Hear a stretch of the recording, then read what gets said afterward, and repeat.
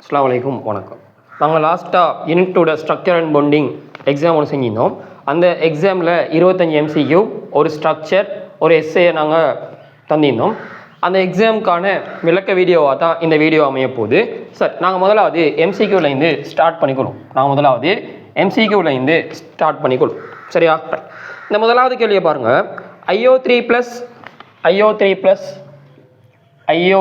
+ NFCl2 F3ClO2 FOBRO- ஆகியவற்றின் இலத்திரன் சோடி கேத்திர கணிதம் முறையே தெளிவாக விளங்கிக் கொள்ளணும். இங்க கேட்டது இலத்திரன் சோடி கேத்திர கணிதம். இலத்திரன் சோடி கேத்திர கணிதம். சரியா? ரைட். இங்க கேட்டது இலத்திரன் சோடி கேத்திர கணிதம், வடிவத்தை இல்லை. இதை சில ஸ்டூடெண்ட்ஸ் மாற்றி எழுதிக்கிறீங்க. இதை நீங்கள் தெளிவாக விளங்கிக்கோங்க. இலத்திரன் சோடி கேத்திர கணிதம் கேட்டால் நீங்கள் இலத்திரன் சோடி கேத்திர கணிதம் தான் கொடுக்கணும். வடிவம் கேட்டால் நீங்கள் வடிவத்தை கொடுக்கணும். இந்த இடத்துல இவங்க இலத்திரன் சோடி கேத்திர கணிதம் கேட்டுக்கிறாங்க. சரியா? ரைட். இப்போ நாங்கள் ஷார்ட் மெத்தடில் இந்த கேள்வியை நாங்கள் செஞ்சுக்கொள்வோம். ரைட். முதலாவது IO3+ எல்லாத்தோட கூட்டெண்களையும் பாருங்க. ஐடின் 7ஆம் கூட்டம், ஸோ நான் 7ன்னு போட்டுக்கொள்கிறேன். இந்த ஆக்சிஜன் 6ஆம் கூட்டம், ஆக்சிஜனில் 3 ஈக்குது, ஸோ 6 தரம் 3. எங்கே ஒரு ப்ளஸ் ஈக்கிறதுனால ஒரு இலத்திரனை கழிச்சு கொள்வோம். ஸோ டோட்டலாக நீங்கள் கூட்டினீங்களாக்கும் 24 வரும். இந்த ஷார்ட் மெத்தடில் இந்த வார இலத்திரன்களோட பெருமானத்தை நீங்கள் 8ஆல் வகுத்துக்கொள்ளுங்க. 8ஆல் வகுத்தா முதலாவது வாரது சிக்மா பிணைப்புகளோட எண்ணிக்கை ஆகிக்கும், அடுத்தது வாரது தனிச்சோடிகளோட எண்ணிக்கை ஆகிக்கும். இந்த இடத்துல 3 சிக்மா பிணைப்புகள், தனிச்சோடிகள் இல்லை. ஸோ 3 சிக்மா பிணைப்புகள் வார இலத்திரன் சோடி கேத்திர கணிதம், அதாவது தள்ளுகை அலகுகளோட எண்ணிக்கை இந்த இடத்துல பாருங்க 3, தனிச்சோடி இல்லை. ஸோ தள்ளுகை அலகுகள் இந்த இடத்துல 3, தள்ளுகை அலகுகள் 3ஆக காணப்பட்டா தலமுக்கோண வடிவம். ரெண்டாவது விடையை பாருங்க. NFCl2 இந்த இடத்துல நைட்ரஜன் கூட்ட எண் 5, ஃப்ளோரின் 7ஆம் கூட்டம், குளோரினும் 7ஆம் கூட்டம், அப்படி 2 இருக்குது. சரியா? 14, 21, டோட்டலாக கூட்டிங்களாக்கும் 26. இந்த 26 8ஆல் பிரிச்சுக்கோங்க. முதலாவது வாரது சிக்மா பிணைப்புகள் எண்ணிக்கை, ஸோ 3 சிக்மா பிணைப்புகள் வரும். ஸோ 2 பேலன்ஸ் இருக்குது, 2ஆல் பிரிச்சிங்களாக்கும் ஒரு தனிச்சோடி. சரியா? ரைட். அப்போ இந்த இடத்துல தள்ளுகை அலகுகள் 4 காணப்படுது. தள்ளுகை அலகுகள் 4 காணப்பட்டா அதில் இலத்திரன் சோடி கேத்திர கணிதம் நான்முகியாக ஈக்கும். சரியா? ரைட். இது எங்கட ரெண்டாவது ஆன்சர். இப்போ F3ClO2 கீழே வாங்க. ஃப்ளோரின் 7ஆம் கூட்டம், ஸோ 7 தரம் 3, ப்ளஸ் குளோரின் 7ஆம் கூட்டம் 7, ஆக்சிஜன் 6ஆம் கூட்டம் 6 தரம் 2. ஸோ 28, 12, 40 வருது. இந்த 40 8ஆல் பிரிச்சுக்கோங்க. வாரது சிக்மா பிணைப்புகள் முதலாவது 5 சிக்மா பிணைப்புகள், தனிச்சோடி தனி இலத்திரன் இல்லை. ஸோ இந்த இடத்துல தள்ளுகை அலகுகளை பாருங்க 5 காணப்படுது. தள்ளுகை அலகுகள் 5 காணப்பட்டா முக்கோண இருக்கும்பகம்.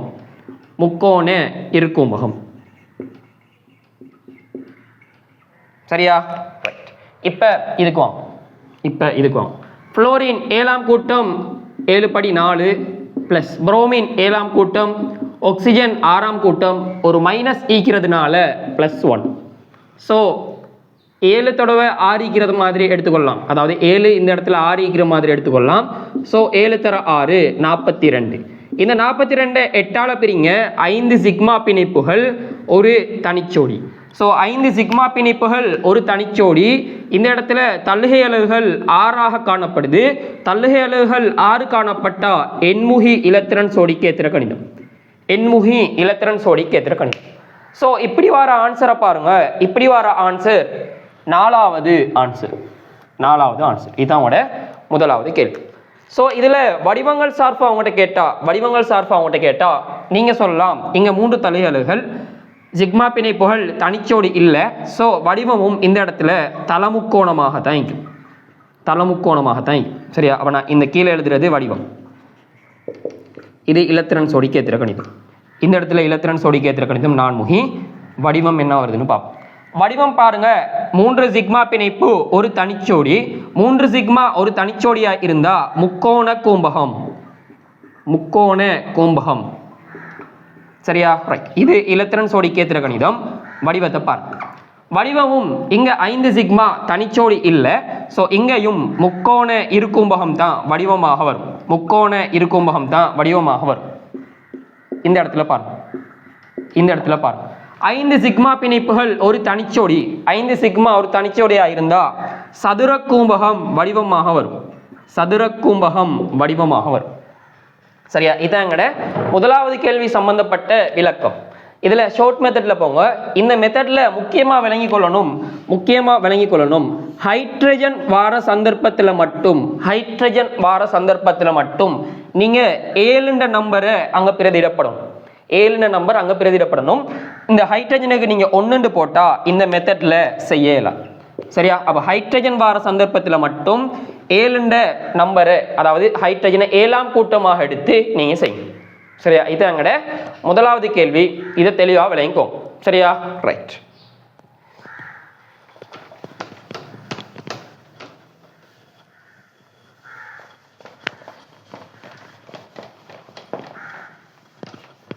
கேள்வியை பார் ரெண்டாவது கேள்வி சொல்றாங்க NaCl Na2S KF KCl என்னும் இரசாயன இனங்களின் பங்கீட்டு இயல்புகள் அதிகரிக்கும் வரிசை சரியா ரைட் அப்ப NaCl Na2S KF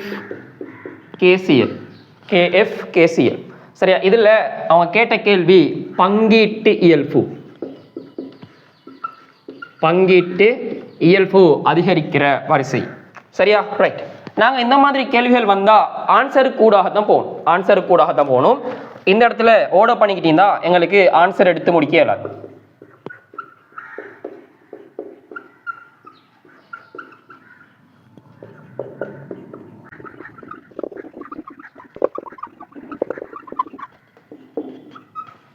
ரைட் இந்த கேள்வி பாஸ் பேப்பர்ல வந்த ஒரு கேள்வி இந்த கேள்வியை நாங்க எப்படி செய்யறதுன்னு பார்ப்போம் நான் முதலாவது இந்த 2 சோடியம் சல்ஃபாக இதர பங்கீட்டு இயல்பு எப்படி மாறுதுன்னு ஒப்பிட்டுக் கொள்றேன் முதலாவது நான் இந்த இடத்துல NaCl-ஐயும் Na2S-ஐயும் எடுத்துக்கொள்றேன் இங்க உங்களுக்கு தெரியும் கற்றையன் மாற இல்லை இந்த இடத்துல மாறி இருக்கிறது அன்னையன் மட்டும் தான் அதாவது Cl - S2 நீங்க MCQக்கு இந்த மாதிரி தான் செய்யணும் SAV-ல செய்ய தேவையில்லை சரியா ரைட் கவனிங்க இங்க ஏற்றத்தை பாருங்க இங்க Cl - S2 எது கூட S2 ஏற்றம் கூட ஸோ அடுத்தது நீங்க பருமனை பார்ப்பீங்க பருமனும் Cl - விட S2 பருமன் கூட ஸோ ஏற்றம் பருமன் கூடினால் முனைவாகும் தன்மையை அடுத்து நீங்க பார்க்கணும் முனைவாகும் தன்மை இந்த முனைவாகும் தன்மை Cl - விட S2 அதிகம் Cl - விட S2 முனைவாகும் தன்மை அதிகம் இந்த முனைவாகும் தன்மை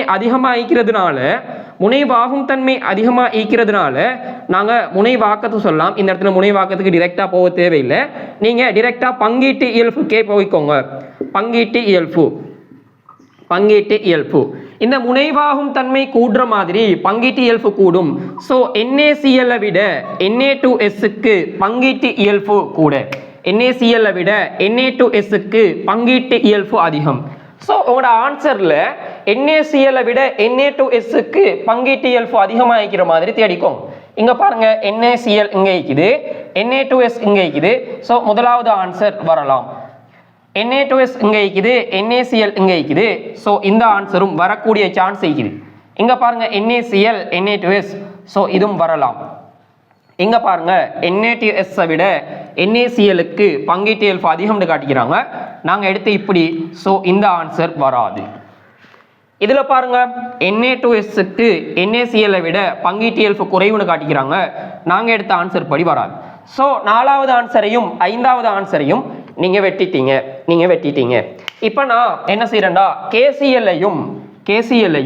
KF-ஐயும் ஒப்பிட போறேன் இங்க கற்றையன் மாற இல்லை அன்னையன் தான் மாறுது அதாவது Cl - F இந்த இடத்துலயும் ஏற்றம் மாற இல்லை பருமன் தான் மாறுது பருமன் F- விட Cl - க்கு பருமன் அதிகம் F மைனஸை விட Cl மைனஸுக்கு பருமன் அதிகம். ஏண்டா ஆவர்த்தனம் வழியை கீழ் நோக்கி போகும்போது ஆரை கூடும். ஸோ F மைனஸ் 2ஆம் ஆவர்த்தனம், Cl மைனஸ் 3ஆம் ஆவர்த்தனம், பிரதான சக்தி மட்டங்கள் அதிகமாகிறதுனால ஆரை கூட. இந்த இடத்துல ஆரையும் பருமனும் ஒரே மாதிரி தான். ரைட். இப்போ இதை வச்சு நீங்க முனை வாகும் தன்மை எடுக்கலாம். முனை வாகும் தன்மை, இந்த முனை வாகும் தன்மை F மைனஸை விட Cl மைனஸுக்கு அதிகம். F மைனஸை விட Cl மைனஸுக்கு அதிகம். முனை வாகும் தன்மையை பார்த்துட்டு நீங்க பங்கீட்டு இயல்புக்கு போகலாம். பங்கீட்டு இயல்பு. ஸோ பங்கீட்டு இயல்பு KF விட KClக்கு அதிகம். பங்கீட்டு இயல்பு KF விட KClக்கு அதிகம்.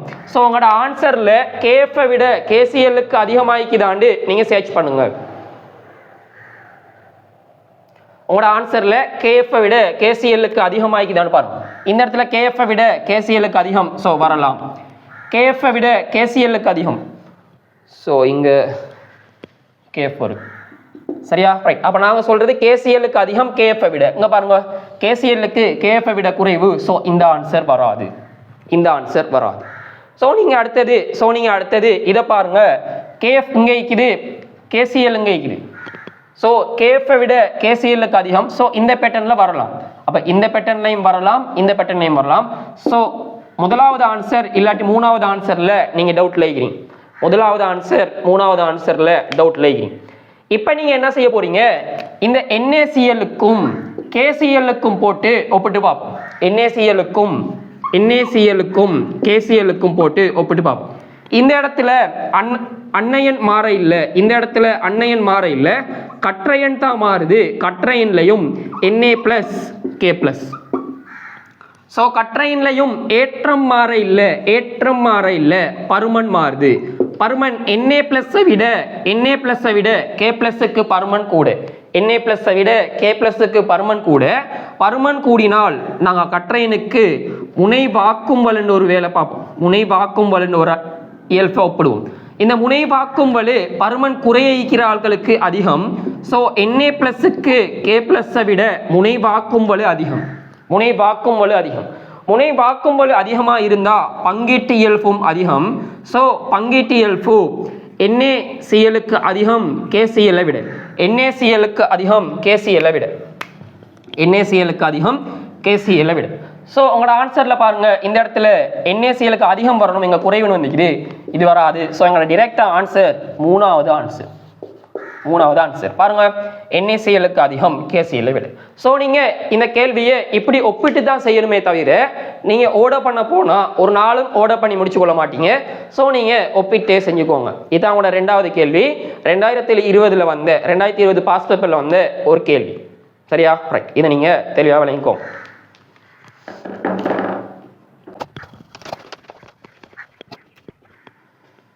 ரைட். மூணாவது கேள்வியை பாருங்க.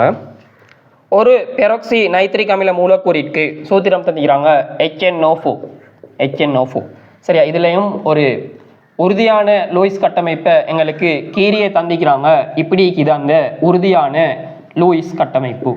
சரியா? ரைட். அந்த லூயிஸ் கட்டமைப்பை நீங்க அவதானிச்சுக்கோங்க. ரைட். இப்ப கேள்வி என்னண்டா, இங்கு வரையத்தக்க உறுதியற்ற, தெளிவா விளங்கணும், இங்க கேட்டது உறுதியற்ற. ஸோ உறுதியற்ற லூயிஸ் கட்டமைப்புகளோட எண்ணிக்கை எத்தனைன்னு கேட்டுக்கிறான். உறுதியற்ற லூயிஸ் கட்டமைப்புகளோட எண்ணிக்கை எத்தனைன்னு கேட்டுக்கிறான். சரியா? ரைட். நான் முதலாவது இந்த லூயிஸ் கட்டமைப்பு எப்படியெல்லாம் லூயிஸ் கட்டமைப்பு வரும்னு ஒரு ஐடியாவை நாங்கள் எடுப்போம். சரியா? ரைட். இப்போ நான் இந்த பைப்பினை இப்போ இங்கே தூக்கி போட்டுறேன். ஸோ இப்படி வரும். இந்த பைப்பினை இப்போ இங்கே தூக்கி போட்டால் இப்படி வரும். ஸோ இது ஒரு உறுதியான கட்டமைப்பு. பாருங்க, ப்ளஸ் மைனஸ் இது உறுதியான கட்டமைப்பு. அதே மாதிரி தான் வந்து. ஸோ இந்த பைப்பினை இப்போ இங்கே தூக்கி போட போகிறேன். நல்லா கவனிச்சுக்கோங்க. எப்படின்னா இந்த பரிவு கட்டமைப்புகளை கீறேன். இந்த பைப்பினை இப்போ எங்கே போடுறேன்? ஸோ இங்கே ஒரு ப்ளஸ், இங்கே ஒரு ப்ளஸ், இங்கே ஒரு மைனஸ், இங்கே ஒரு மைனஸ். சரியா? இந்த கட்டமைப்பு இது. இதுக்கப்புறம் நான் சொல்கிறேன், இந்த பைப்பினை இப்போ இங்கே தூக்கி போடுங்க.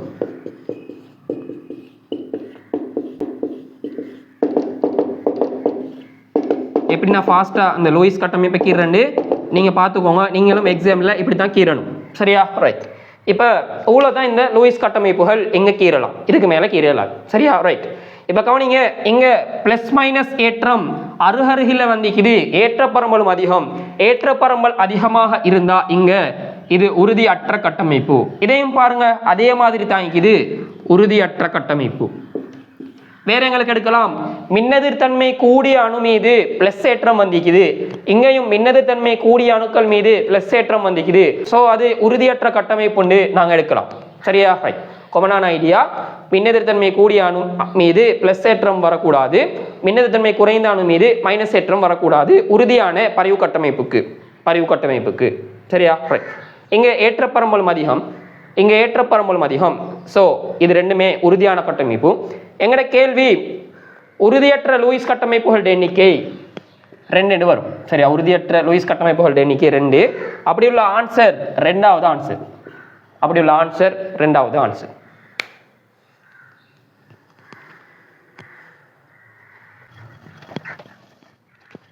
நாலாவது கேள்வியை பாரு.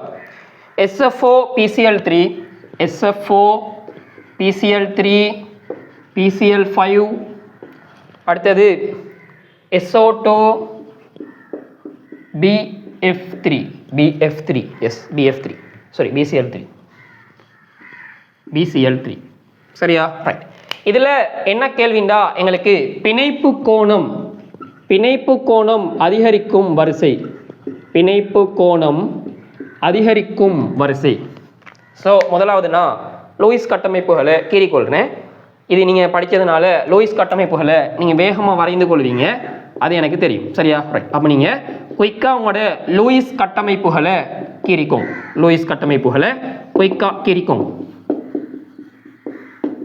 சரியா? நான் தனிச்சோடி இலத்திரன்களை இந்த இடத்துல பெருசாக மீன் பண்ணி கீரை இல்லை. சரியா? ஏன்னா நாங்கள் MCQ செய்கிறோம், ஸ்ட்ரக்சர் எஸ்ஐக்கில் வரையில், அதனால நான் இப்படியே கீறிக்கொள்ளும். சரியா? ரைட். அப்போ நான் சுற்றி உள்ள அணுக்களுக்கு தனிச்சோடி இலத்திரன்களை போட இல்லை. ஸோ இந்த பிணைப்பு கோணங்களை ஒப்புற்றையில் முதலாவது காரணி தள்ளுகை அலகுகள் எண்ணிக்கை. இந்த இடத்துல 5 இருக்குது, இந்த இடத்துல 4 தள்ளுகை அலகுகள் இருக்குது, இந்த இடத்துல 5 தள்ளுகை அலகுகள் இருக்குது, இந்த இடத்துல 3 தள்ளுகை அலகுகள், இந்த இடத்துலையும் 3 தள்ளுகை அலகுகள். தள்ளுகை அலகுகள் நாங்கள் எதை சொல்கிறோம்? சிக்மா பிணைப்பு தனிச்சோடி இலத்திரன்களோட எண்ணிக்கை. ஸோ தள்ளுகை அலகுகளோட எண்ணிக்கை கூடினால் பிணைப்பு கோணம் குறைவடையும். ஸோ தள்ளுகை அலகு இதுக்கும் அதிகம் 5 இருக்குது, அடுத்தது இதுக்கு அதிகமாகிக்குது, லாஸ்டா இது 2க்கு குறைவாய்க்கும். ஸோ தள்ளுகை அலகுகள் குறைந்தால் பிணைப்பு கோணம் கூடும். இந்த ஐடியால SO2 BCl3க்கு பிணைப்பு கோணம் அதிகம், அடுத்தது இந்த PCl3க்கு அதிகம், ஆகவே குறைவாய்க்கும் PCl5ம் SF4. சரி, இது 2க்கும் பிணைப்பு கோணம் குறைவாய். அடுத்தது எங்களுக்கு ரெண்டாவது நாங்கள் பார்க்கக்கூடிய காரணி, தனிச்சோடி இலத்திரன்கள் காணப்பட்டா பிணைப்பு கோணம் நல்லாவே குறைவாய்க்கும் பிணைப்புச்சோடி இலத்திரன்கள் காணப்பட்டதை விட. ஏண்டா தனிச்சோடி இலத்திரன்கள் காணப்பட்டா தள்ளுகை அதிகமாகிக்கிறதுனால பிணைப்பு கோணம் குறையும். ஸோ இங்கே பாருங்க, தனிச்சோடி இலத்திரன் நிற்கிது, இங்கே தனிச்சோடி இலத்திரன் இல்லை. ஸோ தனிச்சோடி இலத்திரன் காணப்பட்டா பிணைப்பு கோணம் குறையும். ஸோ SO2க்கு பிணைப்பு கோணம் குறைய BCl3யை விட. இந்த இடத்துல PCl3 அப்படியே வரட்டும். இந்த இடத்துல பாருங்க, இந்த SFOக்கு தான் தனிச்சோடி இலத்திரன்கள் காணப்படுது, இதுக்கு இல்லை. ஸோ SFOக்கு பிணைப்பு கோணம் குறைவு PCl5வை விட. ஸோ உங்களோட ஆன்சர் இதே மாதிரி வரும். உங்களோட ஆன்சர் இந்த மாதிரி வரும். இந்த மாதிரி வர ஆன்சரை பாருங்க, உங்களோட ஆன்சரில் 5வது விட. 4வது கேள்விக்கு 5வது விட.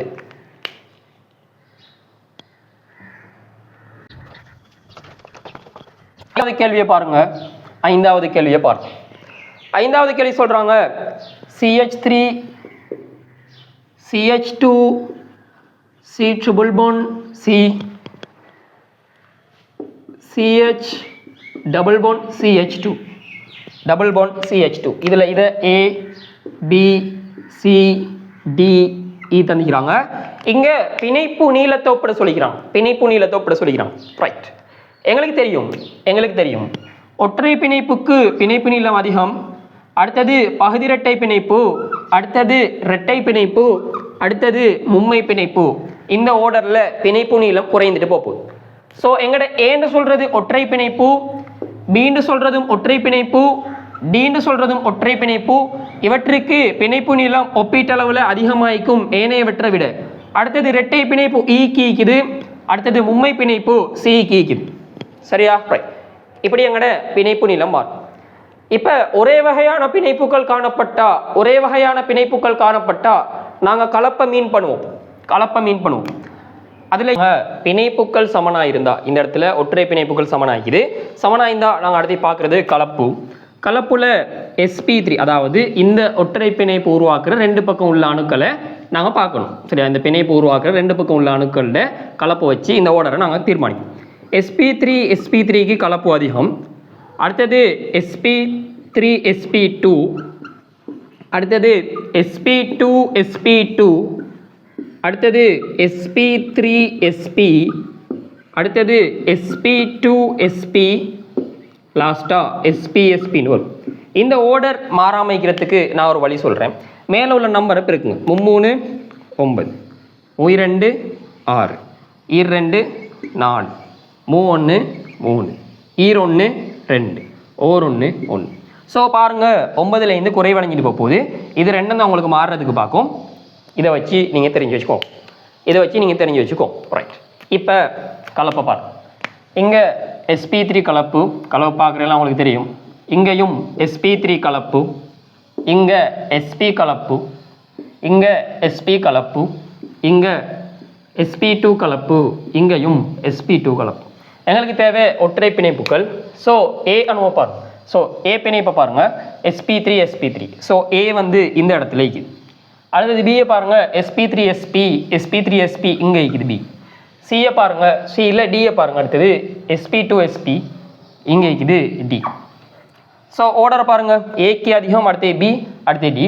ஸோ ஏக்கு அதிகம், பி, டி, இ, சின்னு வரப்போகுது. இந்த ஓர்டரில் எங்களுக்கு பிணைப்பு நீளம் மாறுபடக்கூடியதாகும். இந்த ஓர்டர் வாரது 5வது கேள்விக்கு 3வது ஆன்சர். அப்போ தேர்ட் ஆன்சர் தான் எங்களோட 5வது கேள்விக்கு ஆகிக்கும்.